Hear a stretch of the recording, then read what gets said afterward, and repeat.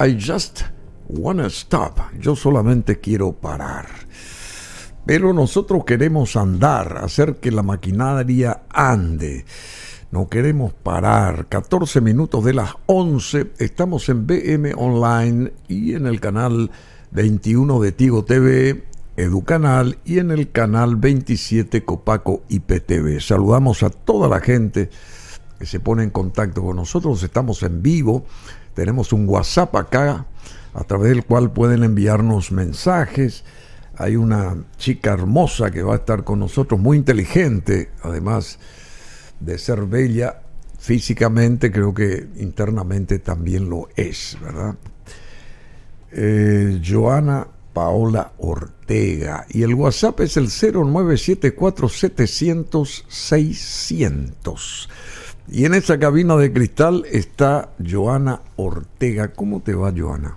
Buenos días, Bruno. Un saludo a toda la teleaudiencia. Bueno, un gusto estar acá. Por fin está ahora con un título. Por fin, ¿verdad? Como autoridad electa. Bueno, Dejé de venir como candidata. Con 2 títulos. Vos tenés 2 títulos, porque también estás casada. Sí, estoy recientemente casada, así es. ¿Por qué no comenzamos por eso? Estoy estrenando doble título. Y por el doble título. ¿Por qué no comenzamos por eso? ¿Cuándo te casaste? ¿A dónde fuiste?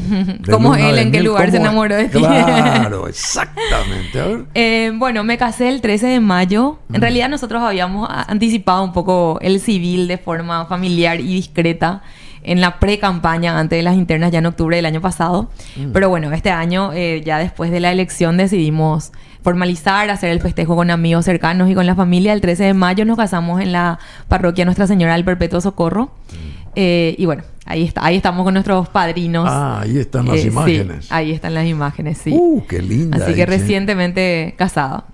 Y felizmente casada. Y bueno, ¿y fueron de luna de miel a algún lado? Brevemente nos escapamos a una playita del Brasil. ¿Sí? Más que nada de descanso, porque después de la campaña, vos sabés, el 30 de abril tuvimos la elección finalmente. Y Diego, que es mi compañero de vida, también aterrizó conmigo en la relación en una campaña ya, ¿verdad? O sea, tuvo que hacerse ahí como en el ritmo de campaña. ¿Qué hace Diego? Diego es consultor, trabaja en área de administración.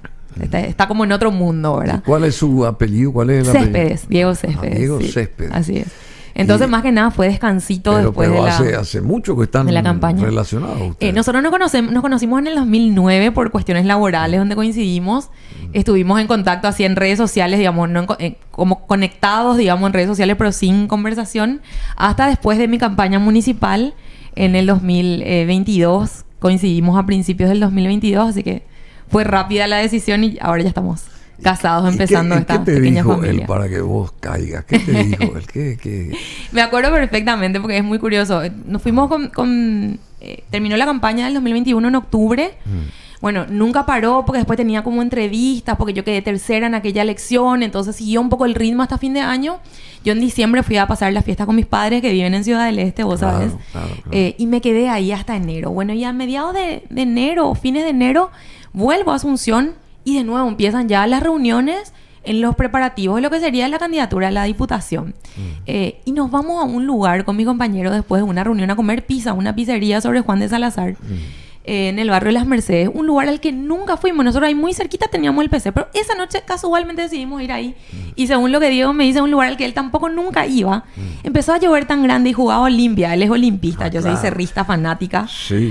Entonces yo también estaba ahí mirando un poco el partido de Olimpia.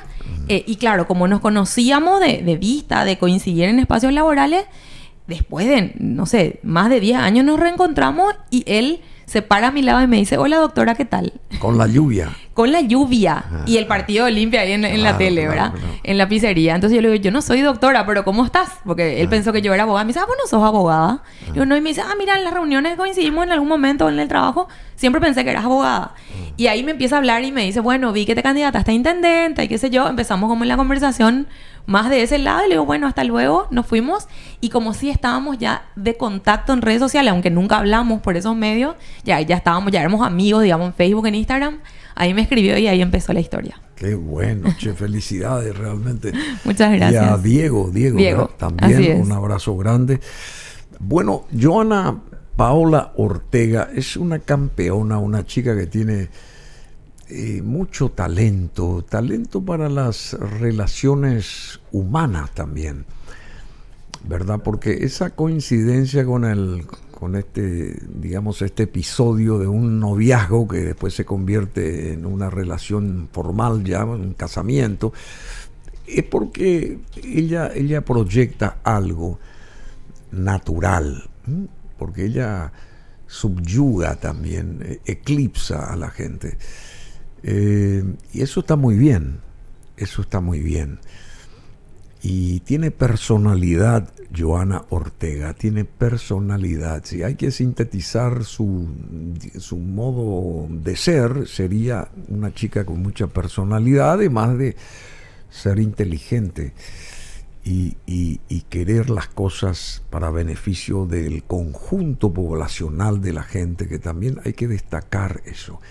No se queda con una facción nomás de un grupo humano X, sino ella quiere beneficiar a todos por igual, si es posible. Ella forma parte de País Solidario, ¿es así? Así es mi partido, País Solidario. País y bueno, Solidario. En las elecciones estuvimos en la Alianza por Asunción, pero sí como miembro de País Solidario. ¿Qué es ser solidaria? Bueno, Una persona solidaria, ¿qué es? Una persona que empatiza con la situación de los demás, que se pone en el lugar de los demás y trata de ayudar, ¿verdad? Tratamos un poco siempre de diferenciar esto de ser caritativo o benéfico nomás a lo de ser solidario, que muchas veces es no dar simplemente lo que te sobra, sino donar tu tiempo o tus recursos, digamos, a otra persona para tratar de que esté mejor, y eso es lo que tratamos de hacer también desde nuestro ideario partidario, donde siempre decimos que nos caracteriza el ser solidario con el otro, y en este sentido también con el compromiso que tenemos que tener de servir a la patria, ¿verdad, Bruno? Por el paso que dejamos en nuestra vida, también ser solidario un poco con la patria y con la mejora de la calidad de vida de los paraguayos y paraguayas. Bueno, sos diputada electa ahora, así que tenés muchas cosas que hacer y trabajar. Vas a trabajar arduamente por conseguir esas metas tuyas, de eso estoy seguro. Pero antes de, digamos, puntualizar tu nuevo derrotero, en qué va a consistir tu nuevo camino, andamiaje dentro del Parlamento, sería, ¿qué pasó con la concertación desde tu prisma? ¿Por qué la concertación no llegó y estaba como que en un mundo, todos los de la concertación, como inmersos todos, en que estaban más allá del bien y del mal y que iban a llegar a como dé lugar? ¿Y qué pasó? ¿Por qué esa paliza fue tan fuerte? Bueno, es muy interesante, Bruno, porque hay muchos puntos que analizar, ¿verdad? En primer lugar, yo creo que faltó autocrítica desde que se empezó a construir la concertación hasta hoy. Digo, yo me hago responsable por el pedacito de responsabilidad. Yo también participé. Obviamente yo tenía mi candidatura a la diputación y estaba más enfocada en eso. Pero participé de la concertación. Mi partido fue parte de la concertación. Yo creo que la idea de unir en la diversidad para poner las necesidades de un país primero está buena. Pero ahí yo creo que faltó autocrítica en el proceso de construcción, en primer lugar, y creo que sigue faltando mucha autocrítica por parte de los liderazgos políticos. Yo trato de hacerlo esto de forma responsable y de forma transparente también, porque la ciudadanía que apostó a la concertación se merece que nuestra autocrítica sea pública y transparente ante los ciudadanos, para que algún día podamos construir algo diferente, si la idea sigue siendo cambiar y transformar el país, ¿verdad? Entonces empezar un poco ahí por la crítica. Creo que faltó mucha renovación de liderazgos. Mi llegada a la Cámara de Diputados muestra un poco que la renovación de liderazgo es sana, es buena, que la gente espera eso, y que cuando ve renovación de liderazgos hay una apuesta a renovar las formas de hacer política y a renovar los rostros que hacen política. Yo creo que ahí faltó una renovación, fue parcial. Yo no digo, hubo muchísimo apoyo hacia mi candidatura, hacia otras personas que ingresaron a la política por primera vez, como es el caso de Soledad Núñez, y muchos otros que se involucraron. Hay otros diputados electos, incluso los dos del movimiento Yo Creo Alto Paraná, los nuevos diputados de la Alianza Encuentro Nacional, dan muestra que donde hubo una oposición renovada, hubo una apuesta también de la ciudadanía hacia esa renovación. Entonces yo creo que faltó renovación de los liderazgos. Si uno miraba un poco la fotografía, digamos, de los liderazgos de partidos que conformaban la Concertación, veíamos en un 90% de los casos los mismos rostros que venimos viendo desde el inicio de la transición democrática. Sí. Y eso no puede ser. Si queremos proponer algo distinto a la ciudadanía, tiene que ser distinto y se tiene que dar paso verdaderamente a una nueva generación que tiene mucho para decir y que tenemos todo el camino por construir. Obviamente respetando el legado, la herencia de quienes ya hicieron mucho por el país, pero dando también espacio y tiempo a quienes en este momento representamos esas nuevas formas de hacer política. Yo creo que faltó un poco de eso. Decime, ¿y por qué no se miró lo que estás diciendo antes o durante? Y recién uno se detiene cuando se derramó la leche a hacer una suerte de catarsis en ese aspecto. ¿Por qué antes ya alguien no advirtió de que se estaba por mal camino, digamos? Yo creo que se dio en el marco de las discusiones internas, Bruno. Por ahí faltaba esto de, como yo digo, decir de forma transparente ante la ciudadanía, creo que nos equivocamos en esto, todos podemos cometer errores, pero tenemos que estar dispuestos a reconocer y a corregir el camino. Entonces creo que sí faltó de por ahí hacerlo público. No obstante, creo que todos los referentes de la Concertación lo discutíamos a la interna de nuestros partidos. Esta conclusión, digamos, a la que nosotros llegamos parcial o superficialmente ahora, porque pasó muy poco tiempo de la elección, lo hicimos siempre de forma interna por ahí para no perjudicar un poco el proceso que se vivía en este momento, pero justamente ahora que estamos en un proceso que no es electoral, es el momento, me parece, de hacer esta reflexión. Sí, no, yo no digo que no sea importante lo que estás diciendo y haciendo vos, pero como cerebros pensantes, porque supuestamente estaban pensando, más, ya estaban, qué sé yo, no sé, haciendo uniforme ahí para la nueva administración del Palacio de López, más o menos la gente exagerando, pero estaban en eso, ¿verdad? Con esa mentalidad. ¿Cómo no se dio cuenta esa gente, todos los, o gran parte de la Concertación, no se dio cuenta de que se estaba por un camino errado?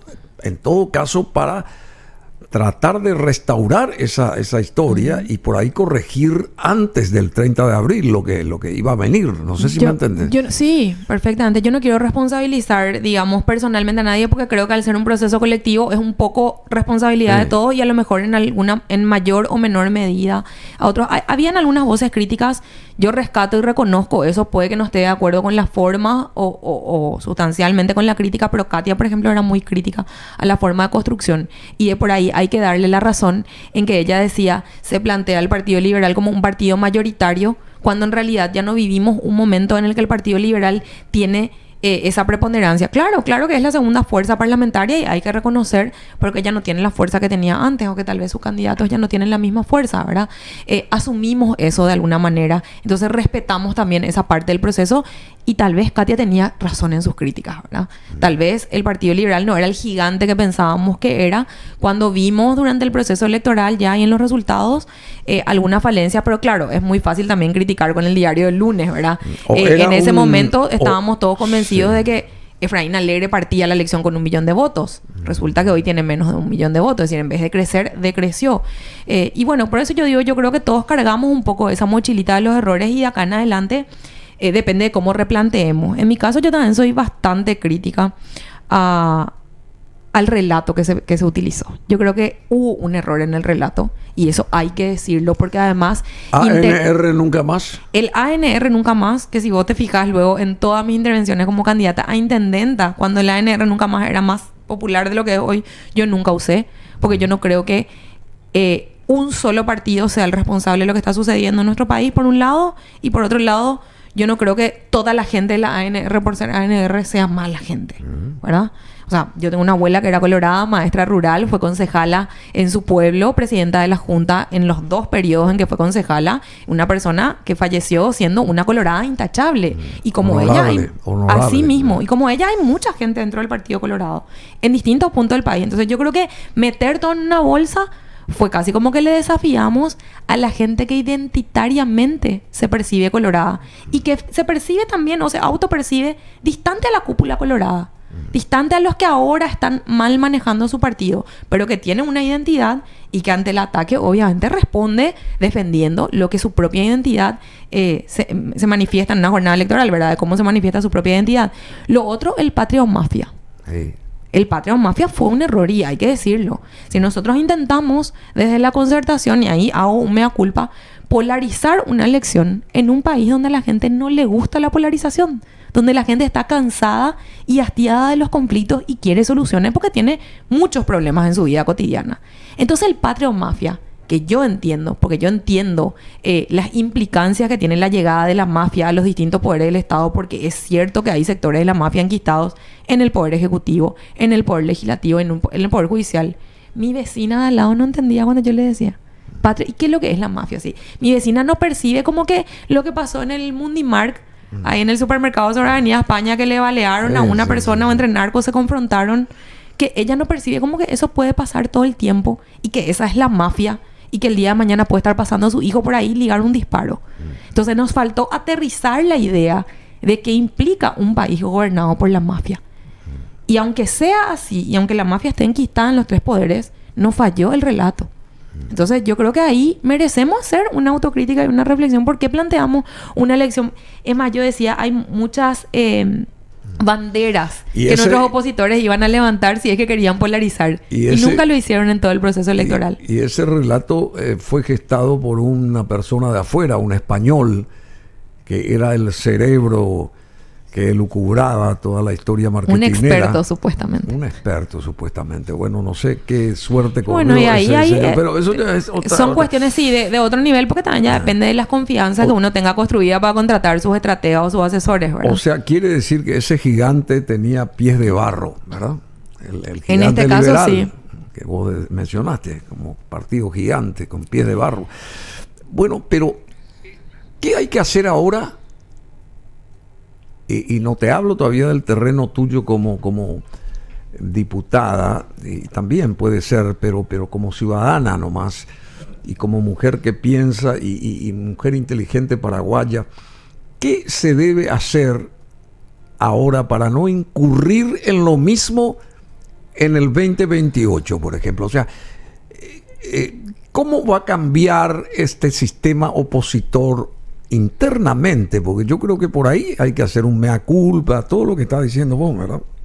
Una autocrítica, y que se crea en esa autocrítica, que no sea solamente de boca para afuera, sino que se piense en qué se hizo mal, por qué no se llegó, qué se pudo evitar, y bueno, cómo hacer para que la oposición a partir de ahora sea mucho más rigurosa consigo misma, no que cante victoria antes de tiempo, que dé el famoso paso, subir las escaleras, un peldaño, otro peldaño, esto, asegurarse muy bien de cómo viene la mano, ser más crítica esa oposición para que no cometa otra vez errores así garrafales, porque realmente yo te juro que nunca pensé que se hubiera perdido por tan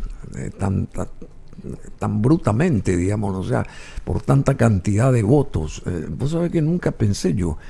Por ahí se podía dar 2, 3 puntos, decía, qué sé yo, había una diferencia. Claro, como la elección anterior. Pero jamás yo pensé que iba a ser una paliza de semejante calibre. Yo creo que en las tareas inmediatas, Bruno, en primer lugar esto que decía, la autocrítica, la reflexión y la capacidad de corregir errores, ¿verdad? Y ahí yo ya me cargo la mochila a la espalda porque en este momento también ya lidero un proceso como diputada electa.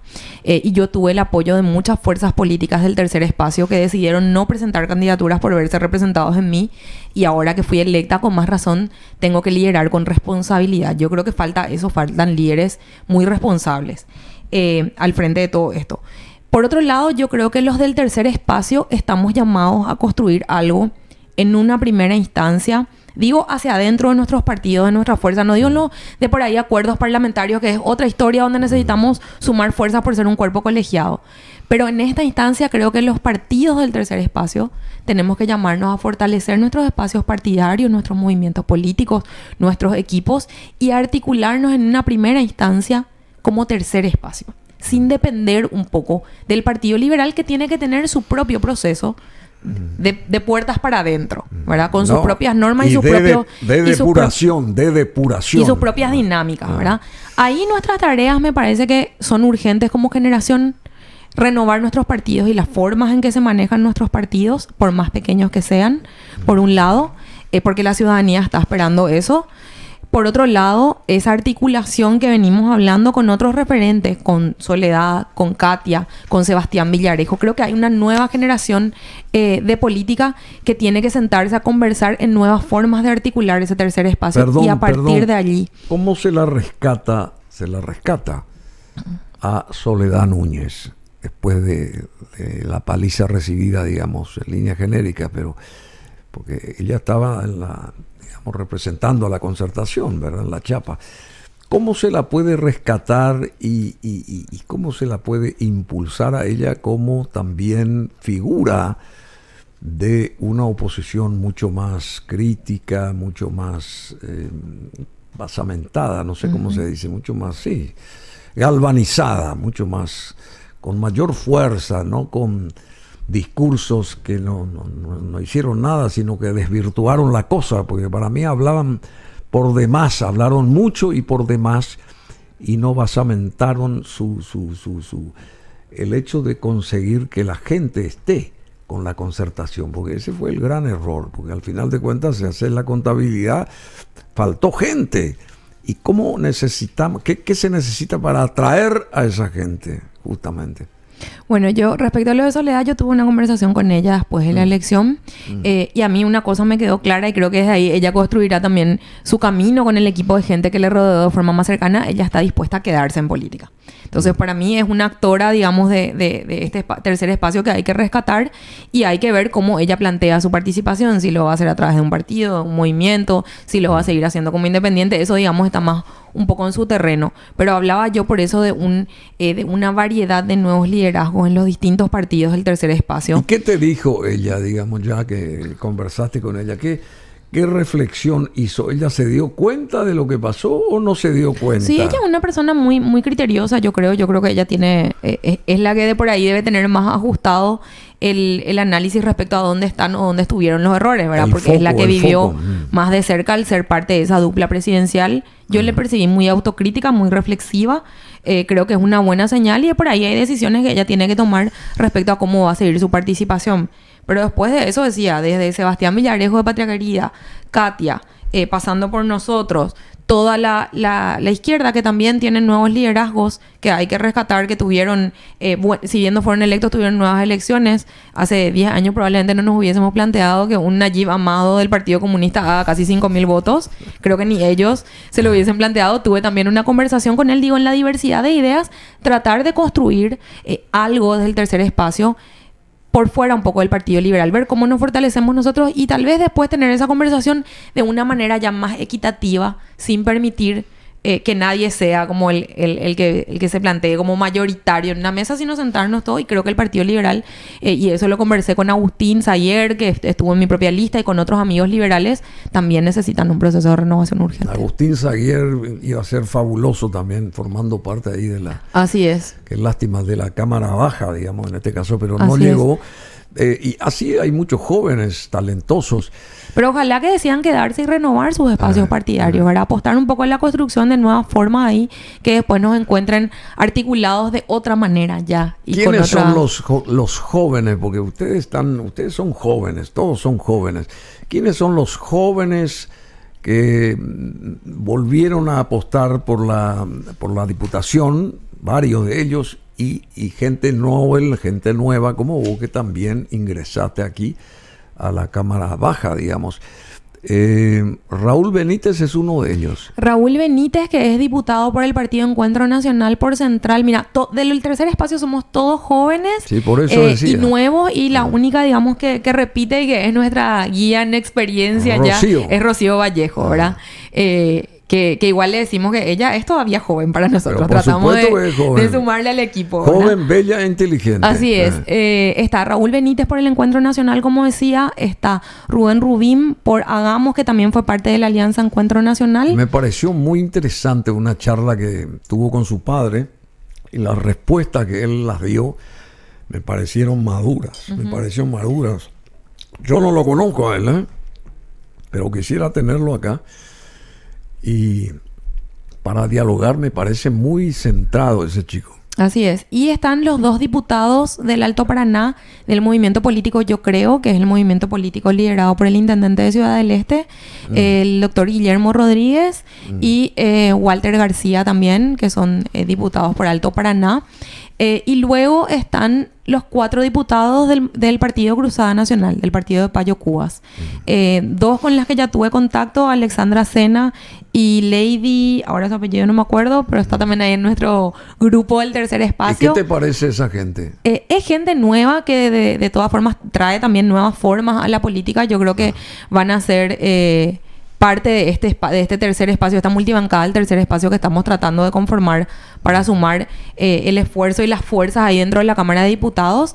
Y ahí faltan 2 diputados más, uno por Central y otro por Alto Paraná, que no los conozco, pero que también sé que son jóvenes, que también son del Partido Cruzada Nacional, porque ellos tienen 4. 2 mujeres y 2 hombres, y son todos jóvenes, así que espero que con ellos podamos construir algo que represente al tercer espacio de manera también responsable de la Cámara de Diputados. ¿Vos decís que Cruzada Nacional se uniría a una oposición o trabajaría independientemente? Yo creo que ellos están resolviendo las formas de trabajo parlamentario que van a tener y sus disciplinas y normas, digamos, de funcionamiento interno, pero no obstante sí adelanto que tanto Lady como Alexandra vienen conversando con el resto del equipo del tercer espacio, que hasta ahora somos ya con ellas 8 personas, y faltaría resolver si los otros 2 compañeros de Cruzada Nacional también se suman. Pero yo diría que sí, tal vez, como decimos, no en todas las cosas vamos a estar de acuerdo, pero por lo menos en los grandes temas que requieran una oposición del tercer espacio unida, estamos haciendo todo el esfuerzo para que así sea, para lograr esos acuerdos. Payo Cubas, vos decís que se lo detuvo a él de buena forma, digamos, él tiene que estar preso, o esa fue un error político cometido con un expresidenciable, porque al final de cuentas fue un expresidenciable. Yo creo que ninguna persona tiene por qué ser perseguida por manifestarse. Yo no de acuerdo con los motivos por los cuales se manifiesta. Ahora, yo creo en la libertad de prensa, de expresión y de manifestación y de organización y agrupación política también. Yo lo que sí condeno es la violencia con que muchas veces se ejerce eso, y en eso no estoy de acuerdo, ¿verdad? No creo que en democracia tenga que estar ninguna persona presa liderando ningún espacio opositor, pero bueno, hay algunas otras cuestiones también que son cuestionables y que iremos viendo cómo se desarrollan, ¿verdad? Y esa existencia así, hasta masivamente, de Cruzada Nacional, se dio y se da porque la gente está cansada del actuar político de los partidos tradicionales, en líneas genéricas. Yo creo que hay gente harta de todos los partidos políticos. Esa es la verdad. Y creo que tenemos que poder leer ese mensaje. La gente que fue a depositar su voto hacia una propuesta tan disruptiva o tan radical como la de Payo es gente que ya se cansó de todo, gente que ya no cree en ningún político. Por eso creo que parte de nuestra llegada, digo nuestra por los otros jóvenes que mencionamos que llegan a la Cámara de Diputados, también está en ejercer ese rol de forma responsable y demostrarle a la gente que sí hay políticos en los que se puede confiar. Porque yo también era alguien que hablaba de los políticos desde afuera y ahora tengo que hablar desde adentro. Yo ya soy una política del momento que fui candidata 2 veces y soy electa, también soy política y también tengo que hacerme responsable de representar lo mejor posible y de acercar la política a la gente. De hacer que la gente confíe en que hay algunos políticos que podemos hacer las cosas distintos. Si no, yo creo que nos queda un camino de radicalidad, que es un camino por el que la gente ya apostó. Es decir, los más de 600.000 votos de Payo creo que dan cuenta de eso, de un hartazgo generalizado hacia la clase política, hacia una clase política que se distanció de la realidad de la gente, hacia una clase política que recuerdo en una entrevista que me preguntaban si sabía cuánto está el kilo del arroz. Y le digo, claro, porque las compras del súper en mi casa las hago yo, pero hay muchos políticos que no hacen eso. Entonces creo que hay una clase política distanciada de lo más cotidiano de la gente, que no sabe cuánto cuesta un litro de leche o un kilo de arroz. Y así es imposible realmente lograr ese acercamiento. Creo que tenemos que buscar formas de representar genuinamente a la ciudadanía y de recuperar esa confianza, por lo menos hacia un sector, ¿verdad? Cada uno tendrá que encargarse también de sus propios espacios. ¿Y cómo sería ese cambio por parte de ustedes o de la nueva oposición que se está gestando, se va a gestar a partir del 1 de julio en este caso? ¿Cómo sería el planteamiento para que la gente vaya, digamos, creyendo en ustedes por un lado y creyendo en la política también en algún momento más adelante, ¿verdad? A través del accionar de ustedes, que tiene que ser distinto, diferente, me imagino, mucho más amplio, mucho más genérico, mucho más condescendiente con toda la gente, ¿verdad? En líneas genéricas. ¿Cómo sería ese planteamiento nuevo de una oposición nueva? Síntesis.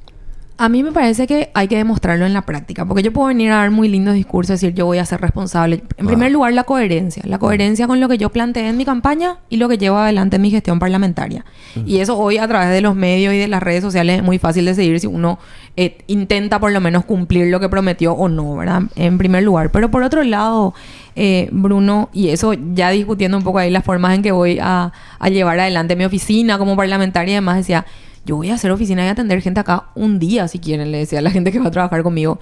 El resto de los días tengo que salir en primer lugar a recorrer todos los barrios de Asunción, porque yo soy diputada nacional, pero fui electa por Asunción. Entonces salir a recorrer un poco todos los barrios de Asunción y tratar de reunirme en audiencias públicas o en reuniones públicas en las plazas, en los barrios, con la gente. No hay nada que yo pueda resolver sobre la realidad de la gente estando entre cuatro paredes en la Cámara de Diputados, porque muchas veces pasa que nos vamos y nos encerramos ahí en una burbuja donde creemos que estamos solucionando los problemas de la gente y después ahí en TV Cámara, si uno observa las sesiones de la Cámara de Diputados, están discutiendo algo que decir, ¿qué relación tiene eso con los problemas que yo como ciudadano o ciudadana tengo todos los días de mi vida, ¿verdad? Entonces sí, en esas nuevas formas de hacer política yo creo que está el estar en contacto permanente de la gente, en salir a la calle, en no visitarle a la gente cada 5 años nomás, que es algo que los políticos tradicionales vienen haciendo y muchos de ellos fueron castigados por esas prácticas en las últimas elecciones. Entonces no repetir más estas cuestiones, y en ese sentido yo me comprometo desde que asumo mi banca hasta fin de año concentrarme bastante en salir a recorrer los barrios de Asunción,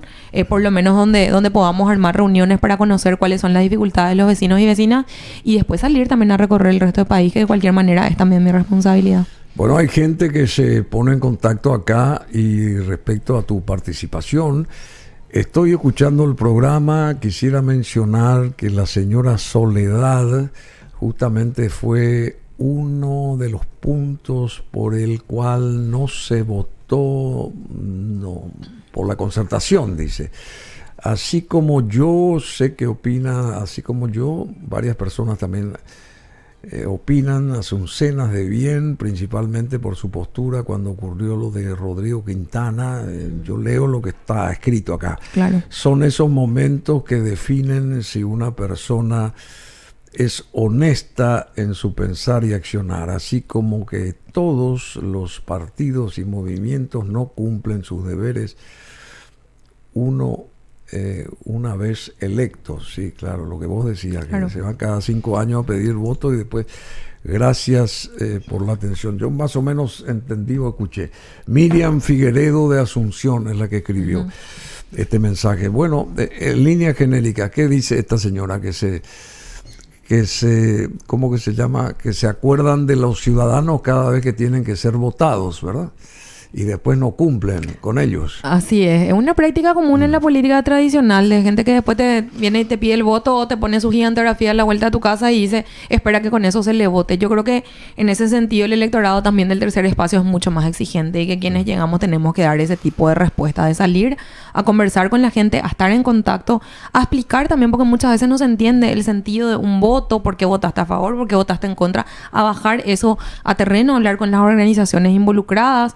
Yo cuando me fijo, por ejemplo, con Rubén Rubín, la otra vez discutíamos Tren de Cercanías, es uno de los proyectos, ¿verdad? Y debatíamos y nos reuníamos con las partes interesadas. Hay distintas partes interesadas, gente a favor, gente en contra. Mi tarea como parlamentaria, y por lo que voy a cobrar un sueldo el día de mañana, es escucharle a todas las partes involucradas y tratar de tomar el mejor criterio que afecte en lo menor posible a todas las partes involucradas y que beneficie, que digamos que promueva el bien común a la mayor parte de la ciudadanía. Y bueno, en ese sentido vamos a tratar de trabajar y de llevar una forma de hacer política distinta también desde esa banca. Bueno, hay muchos proyectos y principales proyectos que hay que tenerlos en cuenta. Uno de esos temas urgentes es justamente el transporte público, del que mencionaba más o menos, el subsidio, gastos del billetaje electrónico, el tema de los buses internos, cómo se está adjudicando y reglamentando todo esto. Hay un montón de temas alrededor de esa problemática que me parece urgente abordarlos. Esto más o menos dijiste vos, ¿verdad? Así es, sí. Lo del tren de cercanías y el transporte público en general es un gran tema para Asunción en el área metropolitana. Por otro lado, vemos que en China comunista, el último tren va a 300 kilómetros por hora y prácticamente levita ese tren y nada, y nosotros seguimos sin poder conseguir el famoso tren de las cercanías, sin poder tener ómnibus como la gente, menos eléctricos, inclusive menos eléctricos o no eléctricos. Estamos tan atrasados en toda esta historia del transporte público, querida Joana.